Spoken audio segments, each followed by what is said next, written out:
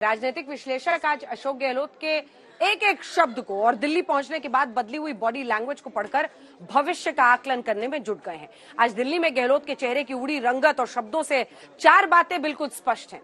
पहला ये कि अशोक गहलोत ने आलाकमान के सामने सरेंडर कर दिया। दूसरा ये कि अशोक गहलोत की बॉडी लैंग्वेज में कुर्सी जाने का डर दिखा। तीसरा ये कि अशोक गहलोत का भविष्य अब आलाकमान तय करेगा। और चौथी बात यह है कि अशोक गहलोत के तेवर और सुर दोनों बदल चुके हैं।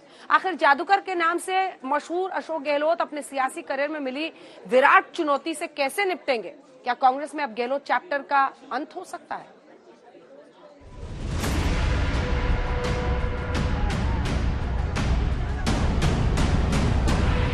राजस्थान का झगड़ा जब आलाकमान के दरबार में पहुंचा तो मुख्यमंत्री गहलोत के तेवर पूरी तरह से ढीले पड़ चुके थे।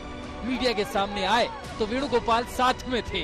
चेहरा बता रहा था कि राजस्थान में अंदरूनी झगड़े से आलाकमान का पारा हाई है।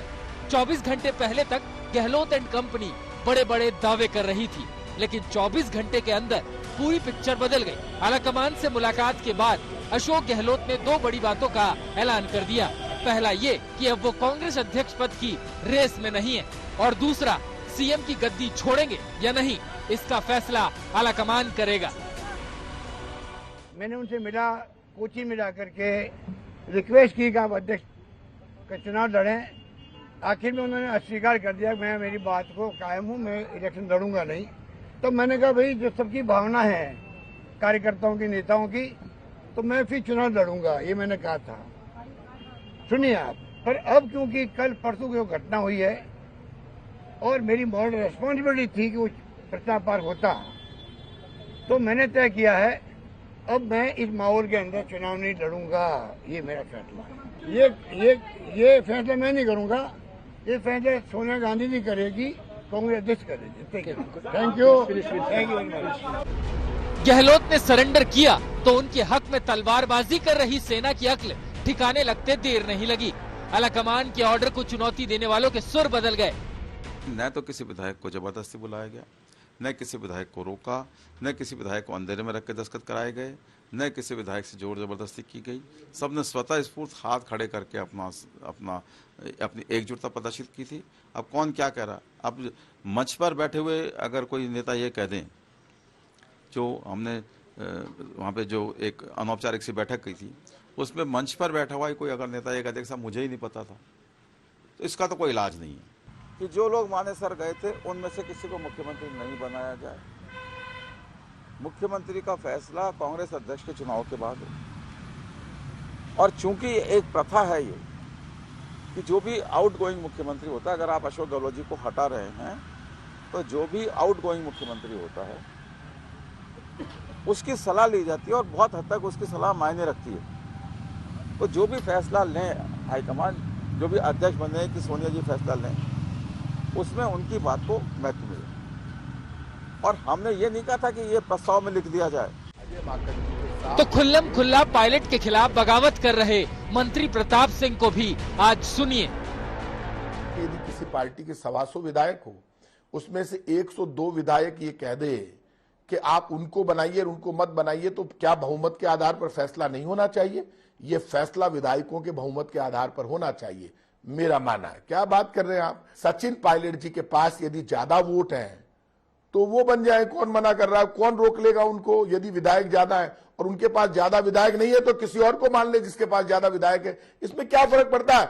बनूंगा तो मैं ही बनूंगा, ये कभी नहीं होना चाहिए। मैंने आज भी मेरा ये मानना है कि अशोक गहलोत जी की जो वे ऑफ स्टाइल है, मेरा मानना, हो सकता है मैं गलत हूं, कि मेरी राय है ये कि अशोक गहलोत जी ऐसे व्यक्ति हैं, यदि सोनिया गांधी जी उनसे कुछ भी कहेगी तो वो उनकी कोई बात टाल नहीं सकते। वो मैंने उनके खुद के मुंह से सुनी है कि मैं मैडम को कोई भी चीज मना नहीं कर सकता, ये मैं जानता हूँ, वो मना नहीं कर सकते। अब की बार वो उलझ गए, क्योंकि उलझ के आ गया। अभी मैडम ने क्या कहा ये हमारी नॉलेज में नहीं, उनको कहा भी नहीं। मैडम की एक तारीफ मैं बता रहा हूँ जो मेरी नॉलेज में है, वो कभी भी न्याय करती है।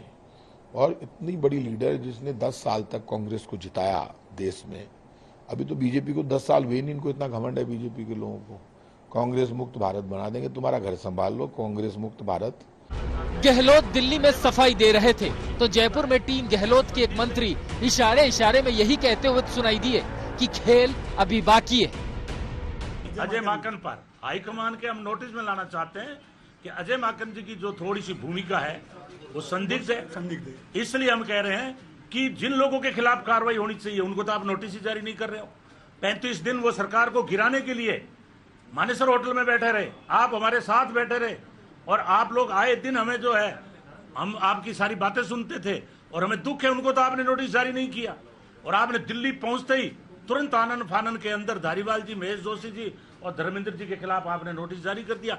एक तरफ तो आप इतने सक्रिय हो एक तरफ, और दूसरी तरफ आप किसी तरह की जो इतने निष्क्रिय हो कि प्रमुख बीजेपी का बना दिया, कांग्रेस का बनना चाहिए था राजधानी में।